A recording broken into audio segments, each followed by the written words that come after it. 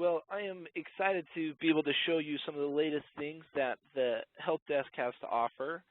Again, these are going to be in a very near future release for us here at GroupLink, but I have one of the versions here for us, so we're going to take a peek and see some of the new great things that we can do here. Just so you know, during my presentation, if you do have any questions, comments, anything like that, feel free to put that in the chat or in the QA box. Just like always, we have that open forum and dialogue. I may not answer it right away, but please, go ahead and do that, and I will get to it as soon as I can. So what I'm going to do is I'm going to go ahead and log in as a user to show you the basic user interface. And for those of you that have seen the Help Desk or a presentation like this before, again, you're going to be seeing some of our, new interface, but I'm still going to kind of show the basic layout of the Help Desk, so just bear with me. So I'm logged in as a user. As you can see, my name's Susie Bishop over here. And by default, there are two tabs that we have, an Owned by Me and the My Closed Tickets. What we allow your users to do is be able to log in to view their past tickets so they can see, where they're at, what's going on with that. For example, Susie, she's, submitted this ticket, maybe earlier today, as you can see. She needs to come in here, open up the ticket to see if it's been worked on. As you can see, their motion detector isn't working. It's a health hazard, as well as pretty scary for her to handle. She can come in here at any time and see if there's been any comments, any updates from a technician or the manager, or if it's been fixed altogether. So that's what these two tabs, again by default, are here to show me. Now, from a user, if I'm having an issue, or if I need a report of another problem, all I need to do is come in here and create a ticket. Now you'll notice the first thing that it's going to let me choose, or force me to choose, is our group here. If it's an IT problem or a maintenance problem. Now, understand, and really for the majority of my presentation, that all of this information is customizable in here, so I don't want you to feel forced by terminology or only two groups. Again, the possibilities are endless and it is customizable. But again, if I'm going to choose IT here, now it's going to populate our IT form. So it's going to let us be very specific with our individual groups on the type of form, how it's presented, the type of information that's shown. For example, if my maintenance group, if they wanted to hide, the CC or BC fields, the note field, or any of these other fields or information that's populated here, they could certainly do that by a group or group by group basis. What's also new, and I'll go into this a little bit more later, is we can also add additional rights based off of users. For example, this user here, Susie Bishop, I've given her the ability to see priority and status. Typically that is hidden from a user perspective, so I don't want you to get scared or think that that is the case. Those are additional rights, and again, I'll show you that here lately. I want to point out that it's automatically pulling Susie's information in here. It has her phone number, her email, and her address here as well. So information's auto-populated, as well as her location, as you can see here. So we're trying to save them a step. When a user comes in, all that they're going to fill out or have to fill out is the category. I'm having an email issue. The category option, it's a training issue, right? Okay, it's automatically going to be assigned to Keaton, as you can see. So we can auto-assign based off of the type of problem. Really, any information that you can see here, we can auto-assign off of that. Let me go ahead and change this. Let's say she's a substitute teacher, right? So she's actually at, the North office now. And it's a hardware issue and peripherals. Something along these lines. Well, now I'm giving the user a choice. Well, is it going to be assigned to Shay, or is it going to be assigned to Fisher-Price, right? I don't know if it's peripheral, maybe it's a game issue, right? Anything like that. You can see now I'm giving the user a choice.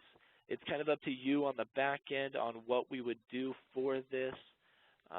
We can easily auto-populate one name. We can auto-populate so they have a choice, or we can have it going to the ticket pool where, again, on the back end, we're going to decide, if we have the manager that's distributing those tickets out, or if it's just the technicians who monitor that themselves and take it when they have, I guess when they're available or when they're not working on as many tickets, you can understand. So here in my subject, I'm going to say, my printer isn't printing, right? I'm sure those of you that have worked either in a help desk environment or dealt with users in general, you'll understand that this happens more often than not, right? It's not that it's jammed or the ink is out, it's just not printing. So again, from here, all I'm going to have to do is say save changes. It'll go ahead and save this ticket here for us. You'll notice the ticket, as you can see, printer isn't printing. Now on the back end, right, now that it's saved, an email is being sent out to Fisher-Price to say, hey, there's a new issue here that Susie's reported. The printer isn't printing. What's awesome about the help desk system that we have is that email was just sent out to Fisher-Price, right, to her email. If Fisher-Price responds to the email directly and says, hey, what's wrong? Is it jammed? Is the ink out? Kind of clarifying questions like that. That email will be sent back to Susie, but at the same time, the ticket itself will be updated as well. You would see that in the history comments here. So instead of having multiple places where information will be passed back and forward, it'll all be self-contained within the ticket. So either from a user standpoint or, again, a technician standpoint, you can log into the system. You can see all of the updates, all of the comments, any of those emails that were passed back and forward. Again, it will be all self-contained within the ticket itself. So that's, the basic of how to submit a ticket here. Again, if we wanted to change it to maintenance facilities, right, we have a new ticket here we're reporting. Again, it's auto-pulling that information. Now you'll notice here we have a completely different set of categories here, obviously that relate to our maintenance facilities. If it's a lighting issue, right, now you can see we have all of our lighting category options. So there is a hierarchical flow within this based off of what is selected above will affect what appears below.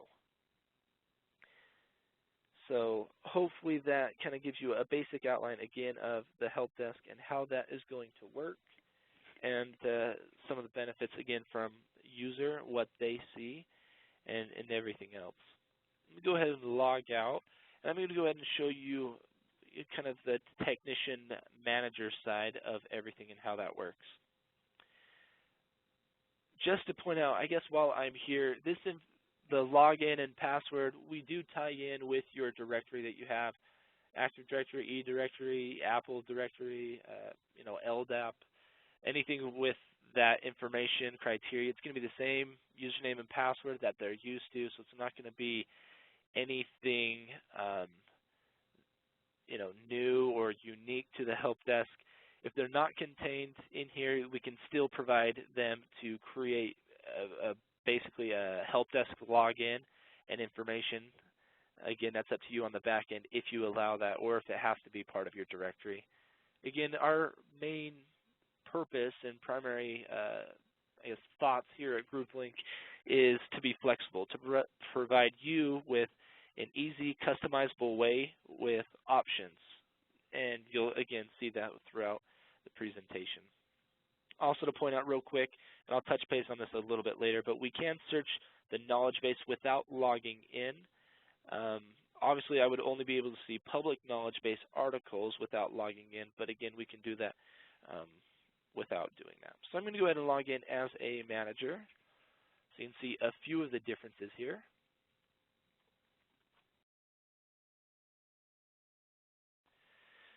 So now notice there's a few different tabs, as you can see here. You have an IT tab showing me all of the IT tickets. Maintenance facilities, all the maintenance facilities. Owned by me and my closed tickets, that's going to be the same that the user saw. Just understand that this owned by me is now showing tickets. Again, I'm logged in as Fisher-Price, that she is the contact of. She's the one having the problems with. That's owned by me. My closed, same thing. She's the one having the problem, but they're currently closed. And then this asset tab here. We can have as many tabs as we want. We're not limited to groups or anything like that. We can completely customize this page and have as many as we want. I've seen people have, 20 plus different tabs here. To break it down, we can have one for low priority tickets, medium priority, high priority, maybe some based off of location, right? On Mondays, we're at the high school, so we're going to have a high school tab to show me all of those. So when I'm there on Monday, I know all of the issues I need to fix. Tuesdays are central office tab or something like that. We can easily break that apart. Or if you're the manager, you can have different tabs to show you your technicians. One tab is for me, Shay Miller, right? You want to see what I'm doing in a day-to-day basis, how many tickets I have. Another one is for Jack. Really, the possibilities are endless with this. We've provided an easy, simple, unique way to customize this page, this overall view, so you can get the detailed information, and you can get that instantly. The next thing I want to point out with customizing this page is notice here I have priority, ticket number, some of these columns, contact, location. We can even customize the view and the information that's shown here. So if I jump over here to the asset tab, now notice priority still first, but now I have internal asset, that's my second field, status here at the end, contact isn't anywhere to be seen, category isn't anywhere to be seen as well. So you can add certain fields in here, like internal asset, or if you have additional custom fields to clarify, the type of information or responses that you're getting, you can certainly add that information in here. Again, the idea is flexibility and customization for you to have the information at your fingertips. So let me just show a ticket in here just to see a few of the changes. Now, because I provided Susie with a few additional rights, the view is basically going to be the same, but let me just show you a few of the differences here. Notice now it's pulling Fisher Price's information in here. She's located at the headquarters office, but what's unique about a technician or manager, obviously they have the ability to change who is the contact as part of this, right? It's actually Kyle Milligan that's having the issue. Great. He's still located at the headquarters office. We can now fill out the ticket as we need to. So if somebody calls in and they're telling you of a problem that they haven't submitted themselves, you can fill out a ticket on their behalf. It's still going to show up on their screen, on their My Tickets, because you're submitting it for them. Nextly, right, we have our asset tracker here. If we need to assign this to, this asset to a specific person or anything like that, we can tie assets to tickets, to certain people, whatever it might be. And from this screen here, this helps us just find too if we have, thousands of assets. Obviously, this will auto-pull with some information, if Kyle Milligan here, if he has a certain asset that's tied to him, obviously it would be pulled in here, and this would automatically have his name. But from here, I can pull open the asset information, so I can see the asset number. Okay, it's a computer. It's not a laptop, right? It's a desktop. I could see, for example, if any software was installed on it, if Microsoft Office was, or if I just installed it on it, I could add that if I needed. I could also see other help desk tickets that were included in here as well. So certainly a lot of fields. I guess if I expand it, it would be a little nicer for you. I apologize. But as you can see, a lot of possibilities within the asset tracker of information that we have, or fields that we have. Or, for example, if you want to create custom fields, we can certainly do that, as well as additional tabs up top. This additional computer properties is a custom tab that I've created. I don't have any custom fields in here, sorry, it's my demo, but really the possibilities are endless, and we have, I think, 6 or 8 different potential fields that we can have in here, whether it's a date field, a text field, text area, different options like that. We can certainly create these custom fields. And we can do a remote management. If you want to remote in and take over that asset, All you need is the host name or VNC port. This would be through a third party. There are plenty of free ones out there that we, have and again use here internally that we can provide you. So certainly a lot of options, easy options on the asset tracker and tying that in with a ticket. So hopefully that kind of breaks down some of the asset tracker, kind of what from a technician standpoint, manager standpoint, what that would do. Now from overall maybe using or managing the tickets and how that's going to work. Notice again with statuses, this is to help you with the resolution process within the ticket. So the idea is we're giving you those different steps that you may run into up until the ticket is closed. One thing from our customers we've heard as a feedback that's worked extremely well is this awaiting user feedback. What this status is for, again, maybe it's something like this, right? My printer isn't printing. You need additional information before you can fix it. Maybe it's they can't log into their email, something along those lines. You need additional information. Well, this status, I'm going to save it to here, send them an email initially. But the idea is when it's met with this status, we have a tool called the scheduler on the back end that's going to help automate some of these email responses where, every day, every third day, maybe we're going to automatically send an email to Susie here saying, hey, you need to update this ticket before we can fix it. Please let us know. Again, the idea is with this status and everything, we're able to better manage some of the tickets, but more importantly, we have other tools in the system that can help this, and I'll show you the scheduler here in just a minute. Again, to point out, these statuses are completely customizable. This approved in here is oftentimes for our ticket template process, and I'll show you that here actually right now. But again, the statuses helps us with the resolution process. There's one other way, ticket templates, that help us create new tickets here, and that's where I want to go. There's two different ways we can get there. From the My Tickets page, you notice we have a little drop down. We can come in here to launch ticket templates. Let's say it's a password reset. If I cannot be so jumpy with my mouse, I'm sorry. Right? This is an idea of a quick ticket. Maybe before I pull this up, there's typically 3 different categories or 3 different ways that I see ticket templates used. One's going to be for a quick ticket like a password reset, and I'll show you that here in a second. One's going to be for a project management, like a new hire, right? If you have additional steps or a process that needs to take place when an event is happening, whether that's, for schools and assembly, a new hire for all organizations, any type of event or project that needs to happen, ticket templates can certainly help you with that. The third and final one is going to be for reoccurring tasks. In the IT realm, maybe it's making sure the server backup is happening. For maintenance facilities, any type of preventative maintenance. In January you have to check the thermostats, you have to clean out the, anything like that for preventative maintenance. That's where that automation process would come into place. So hopefully that kind of gives you an idea of how that works. Let me show you this briefly. Of course. All right, like you said, let's come this way and do this. All right. This isn't released. I mentioned that earlier, so I'm still learning some of these things. All right. Notice here I've set up my password reset with the information that I have.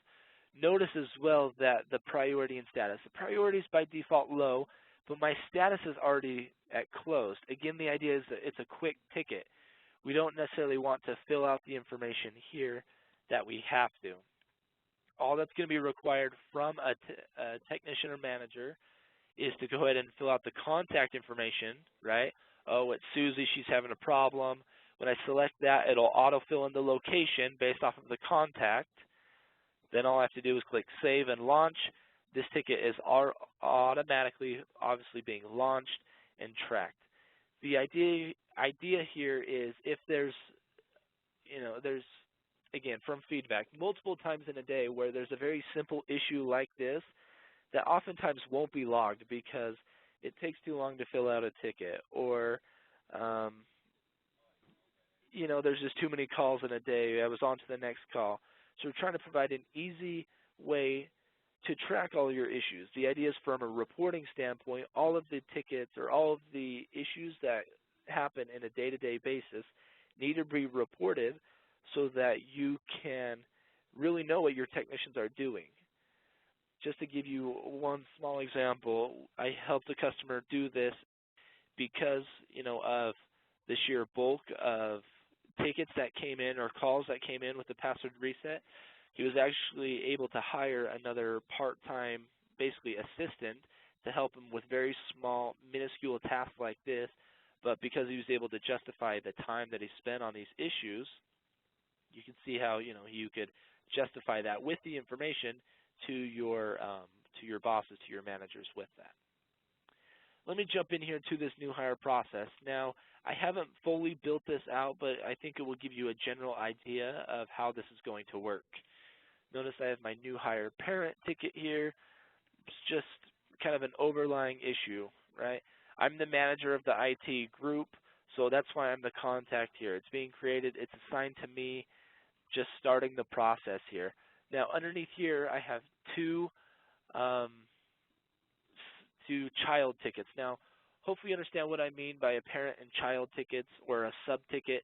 The idea is this process, this parent ticket, cannot be completed until all of the sub-tasks are closed, are all done. So if I try to close out this ticket, it won't work. It will bring up a big error message, says the project or the process isn't completed. That's kind of the idea. And I could have multiple levels in here. I'm only showing two. If with this workstation, if I wanted to break this apart to show, some of the additional steps in here, okay, step one, or ticket one, I'm delivering a desk. Ticket two, I'm delivering supplies, right? A power cord, a lamp, pencils, erasers. I don't know what other supplies you could have to deliver, but you can see I could break this apart as detailed as I wanted to. Notice this one here is going to my maintenance facilities. So we can work this process across different type of, across different types of groups. Maintenance facilities, I've oftentimes seen this broken apart to go to HR as well. HR is going to get a ticket to go train them on their benefits, to help them select a insurance plan, 401k, and then typically, at the very end of the process, one will go to HR to kind of close out the whole thing, to make sure they're feeling good, they're happy, comfortable with the whole situation, right? That's why HR is there.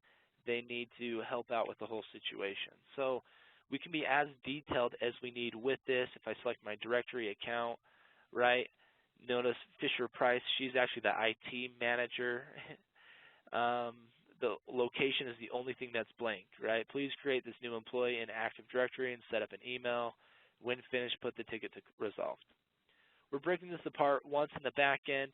The real key and critical part to this project is the workflow steps here. If I click on this, notice we're enabling the workflow here. So this new hire parent ticket is being launched first. Once that is set to a resolved status, then my workstation ticket is there. Once that's closed, then my directory account email is being launched here. The idea here is I don't want to send out my IT people to, maybe deliver a computer or set up their email until their workstations are there, until they have a desk, till they have a lamp, maybe till they have their desktop. Then we want our IT people to go and install Microsoft Office or, install or set up their email or train them on their email, that type of thing. The idea is we're going to streamline the process so that we don't have people waiting, or we don't have our IT people sent out on site to, handle this issue or a training or something like that until the other steps are completed. So hopefully you can see, the more tickets we get, the more detailed this process is, but obviously the more beneficial that is for you, even from a management standpoint, from one ticket you can see where this process is, where the holdup is, if a certain technician didn't go or a certain task didn't happen, you can see that, and it's kind of a one-stop shop for this project from a management standpoint. So hopefully you can see kind of both ends, the streamlining as well as the management standpoint and what that would do. The last thing I would just want to touch on real quick as part of this, like I said, I mentioned the other category, the reoccurrence. I just want to do this tab. Obviously, it's not going to come into play with the new hire. If for some reason you could have a pattern for your new hires, you know, that's just crazy, and I personally think unbelievable. But you can see we have a lot of different options here. If we want to have this occur every day, every 3 days, every Monday, every third Monday and Wednesday, the third Wednesday of every other month. You can see the detailed patterns that we have here. Really, any type of sequence that you want to set up, we can certainly help you with this. Lastly, we have our range of occurrence. Let's say it's just a summer thing that we have going on. We want it to end after 5 occurrences or end by a certain date, right? If we're just trying out something, or like I said, a summer thing, we can certainly set that up so that it's going to end. You don't have to monitor it. Again, the idea is flexibility and ease of use as well as customization. I know I've said that a lot, but that's really what we've tried to build the system off of throughout the process. So that's ticket templates and how that is going to work. So hopefully that's given you a good basic layout of how to create those, but more importantly, kind of the setup, ease of use, everything else. Let me jump into briefly kind of the reporting side of this. Again, notice on my right-hand side I have my columns here. We can simple enough to, if I wanted to delete some of these columns, I certainly can. That would affect my tickets if I saved it and built it. Or if I needed to add a column, I can certainly do that as well, like an internal asset, right? I'm going to add that as a column to these results here. I'm going to add the group that it's a part of, right?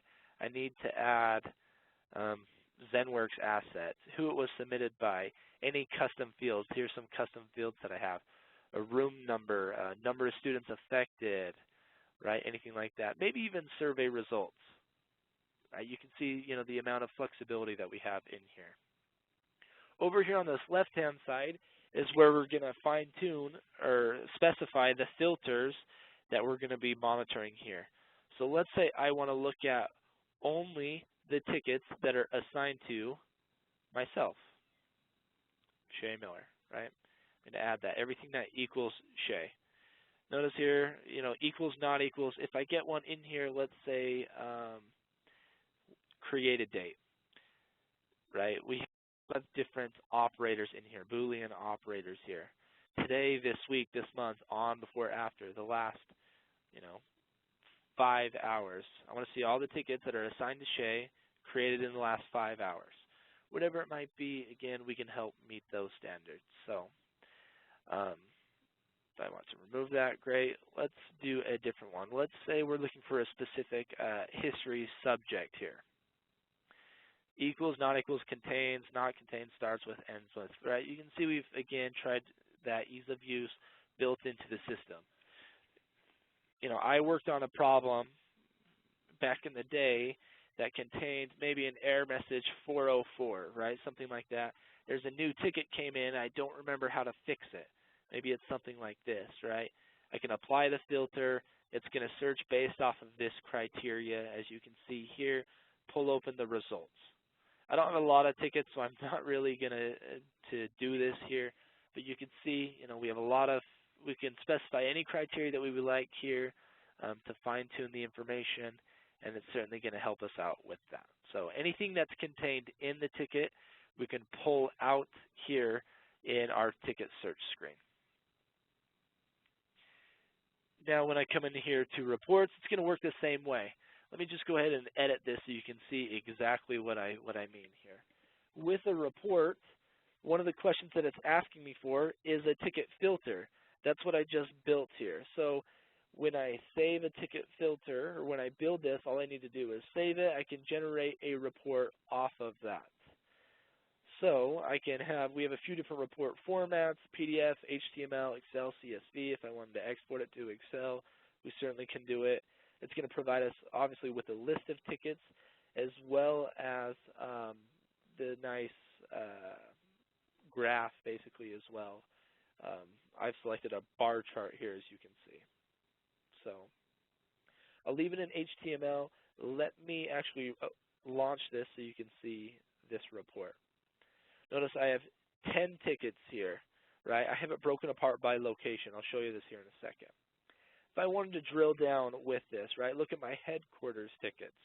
When I select this, I'm regrouping the information by technician, right? I have 2 tickets. Susie has 1 ticket here. If I want to drill down and look at only my tickets, I select my name, and it's showing me the very last page here, some of the details, the ticket number, who it's assigned to, who the contact is. Looks like Fisher Price on both of these, when they were created. What's nice is from this page here, the ticket ID here, notice this is a link. Directly from here, I can click on this. It's going to open up ticket number 16.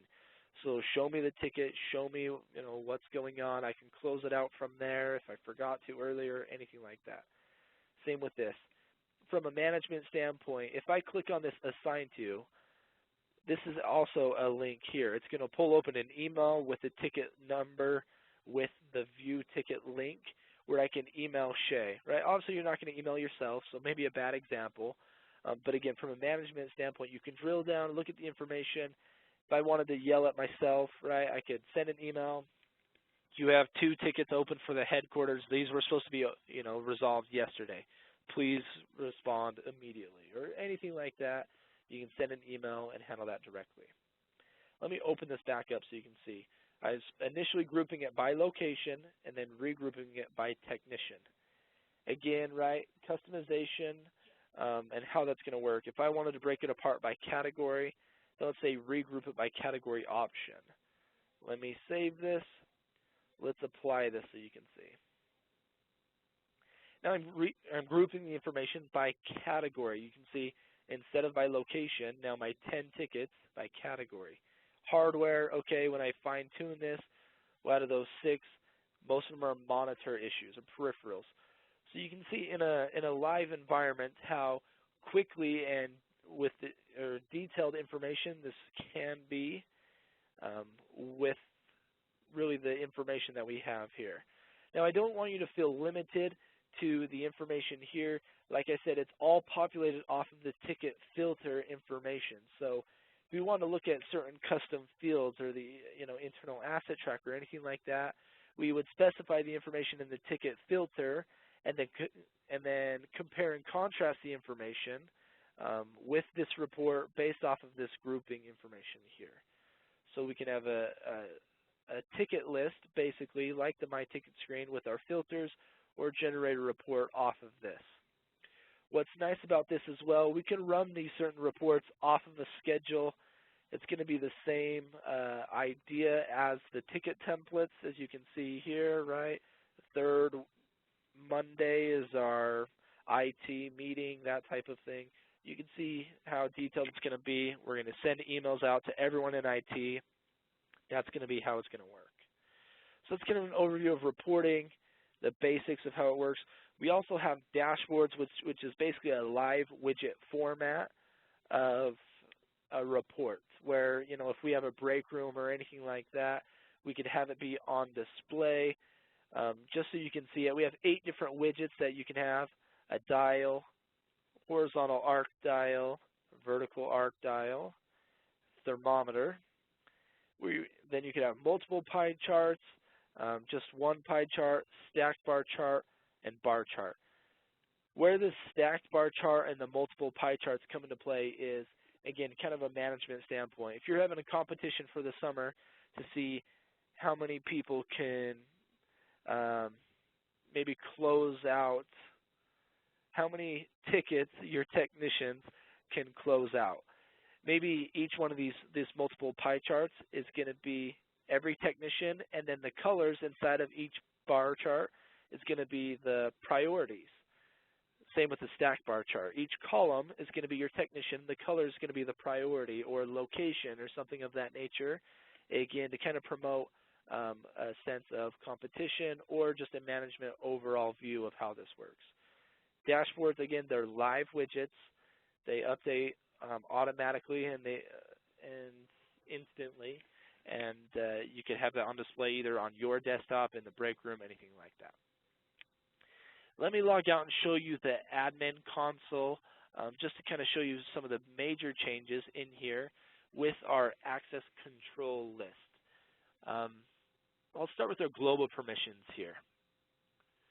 With this and how it's going to work, we have a few basic global information that we can set up or specify the user or roles that can be assigned to certain people.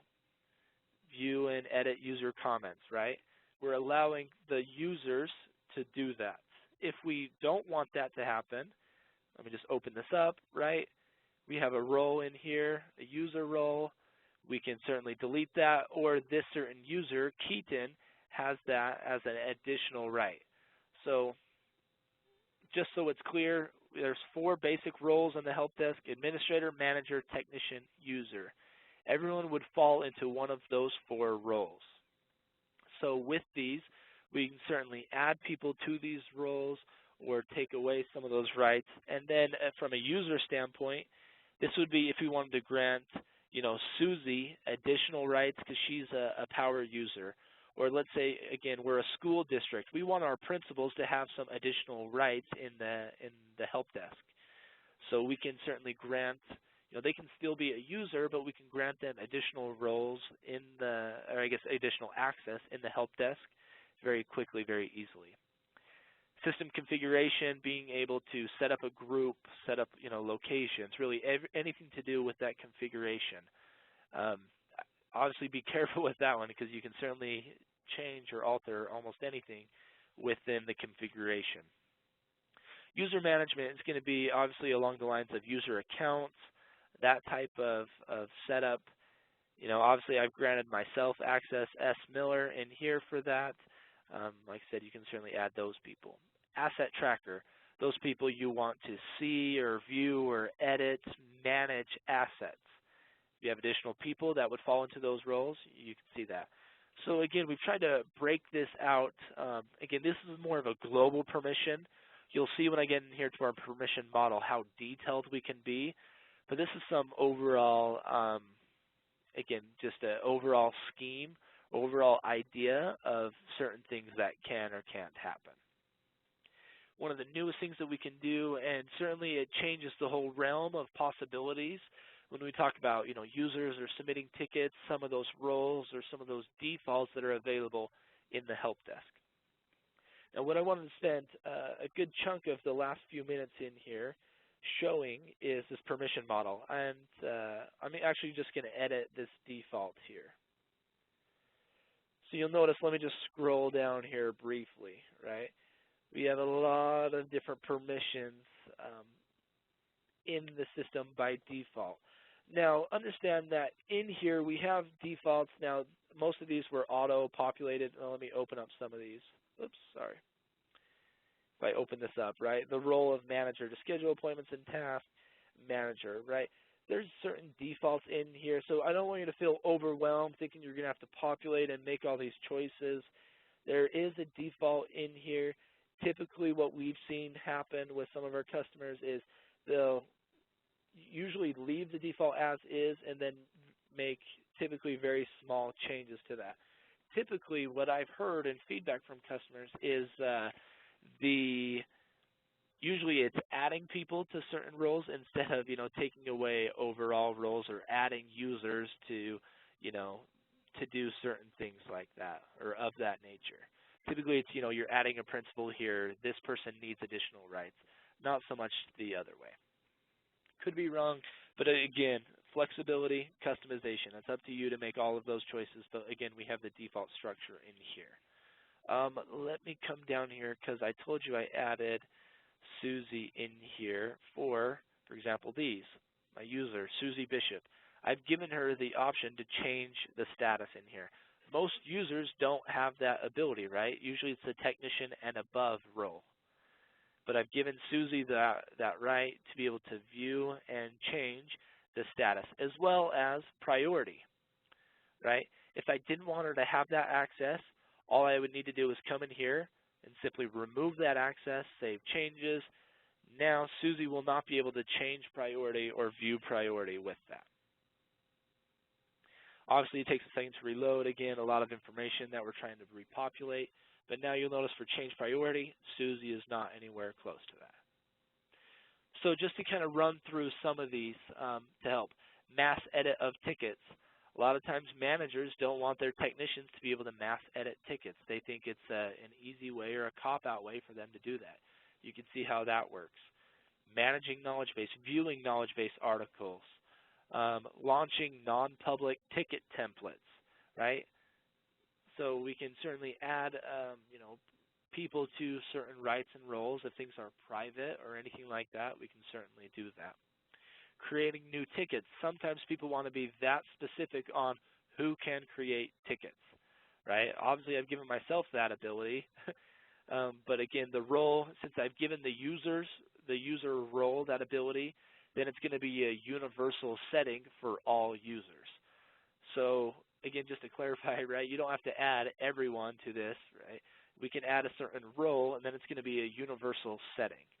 So we can be very specific, very vague in those roles or in those rights and abilities, but again, we can customize that. If I even scroll down here to some of these other ones, view survey results, right? View the ticket audit trail, view CC, change CC, and everything else. The idea here is I can set up a permission model here. So this one could be the default. Maybe this is going to be our IT permission model, right? We're going to set up any information the way we want it to. Well, let me come over here to my group setting. With my IT, let me actually edit this briefly so you can see. One of the questions that it's asking me is my group permission model. So within the permission models here, I can set up universal settings, let's say managing custom fields, managing assignments, or deleting assignments. Maybe even changing category option. If I could see it in here, it's history notes or the comment section, note field, anything like that. That could be something that's specific to IT only. Maybe maintenance doesn't care about it, right? They barely use computers enough, right? I mean, whatever the idea or method behind it is, we could take away those things or hide those things from a maintenance side.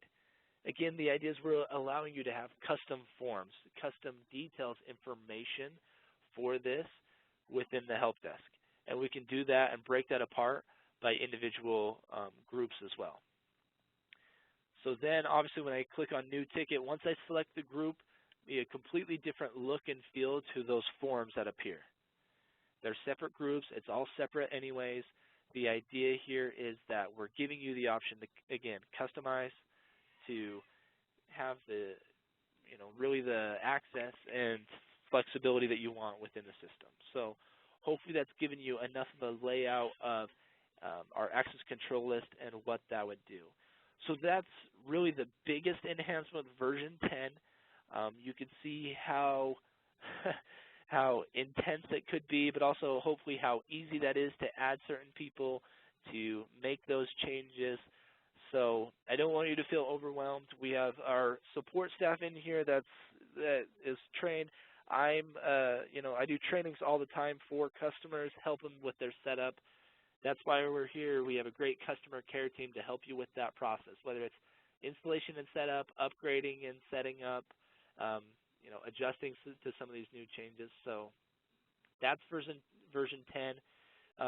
In a nutshell, I know I've taken plenty of time, but Q, is there any questions that came with this? I'm trying to take a peek, but did you see anything happen with this? Let's see. Go through here. So one was about the ticket template. So you had said that if a ticket is set to resolve, the next one will launch. If, let's say that a ticket is set to closed instead of resolved, would that next ticket still launch? Yeah, that's a great question. Within the ticket templates, you can select which status is going to launch the next step in that process. And I apologize I didn't show that. So it could be closed, it could be resolved, it could be work in progress. One custom status that I had in there was an approved status. So for example, let's say you have a process for a request for a new computer or something like that. Well, everything's probably pending up until the manager of IT approves it. And then once it's approved, then it's going to launch, tickets, C, D, E, and F, or whatever it is. So that status can be populated by you. Again, those statuses can be customized as well. So really the possibilities are endless with that. But yeah, it certainly doesn't matter about status. You would just select whatever status it is, and the next step can be pre-populated. And again, just to kind of re-emphasize, it doesn't have to be individual tickets for each step. We could have 5 tickets created at one time. Once all of those are closed, or something like that, then the next step is launched. So it doesn't have to be one by one. We can do that on a bulk basis. Okay. The next one is, do we have the ability to limit specific users from accessing groups via the ACL? That is a great question. You can add certain users to certain groups so that basically some groups would be hidden, or they wouldn't be able to submit tickets to those groups because they don't have access to those groups. So we certainly have that ability. If you have a internal process group or anything like that, you can certainly limit who can submit tickets or seize that group. So great question, and certainly yes, we have that